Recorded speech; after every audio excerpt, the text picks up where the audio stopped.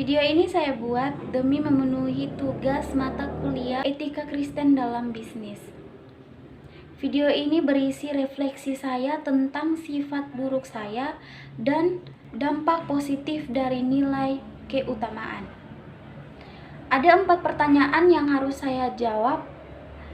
Pertanyaan yang pertama, apakah perilaku atau karakter yang masih mendarah daging dalam hidup saya sampai saat ini? Yang pertama ada pola pikir, di mana saya saat mengambil keputusan tidak memikir secara matang, cepat mengambil keputusan tanpa berpikir ketika mengambil keputusan itu dan konsekuensi apa yang akan saya tanggung ke depan. Yang kedua ada cara tertawa. Menurut saya, itu adalah karakter buruk saya, di mana saya tidak bisa memposisikan diri ketika tertawa, dan karakter ini tidak akan bisa saya ubah. Pertanyaan yang kedua, kemukakanlah faktor-faktor eksternal atau internal yang mempengaruhi perilaku buruk saya tersebut. Dari faktor internal yang mempengaruhi perilaku buruk saya bisa berupa kebiasaan, pola pikir, dan emosi saya. Sedangkan faktor eksternal bisa berupa lingkungan, teman, dan budaya. Pertanyaan yang ketiga, apakah yang Anda ingin lakukan menyikapi perilaku buruk Anda? Untuk menyikapinya, saya harus menuntun proses pola pikir untuk dipermudah dalam pemikiran yang produktif. Menyikapi sifat siapa yang saya hadapi dalam kehidupan sehari-hari, juga saya harus membatasi hak saya, di mana ada hak orang lain yang tak bisa saya langgar. Pertanyaan yang keempat, menurut Anda, bagaimana solusi yang ditawarkan oleh etika keutamaan dapat menolong Anda untuk mengubah perilaku buruk yang telah mendarah daging dalam kehidupan Anda?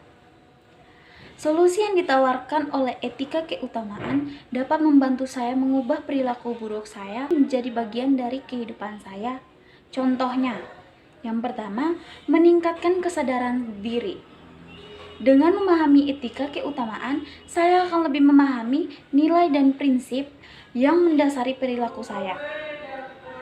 Ini akan membantu saya mengidentifikasi dan mengakui perilaku buruk yang telah menjadi bagian dari kehidupan saya. Yang kedua, meningkatkan pemahaman tentang konsekuensi.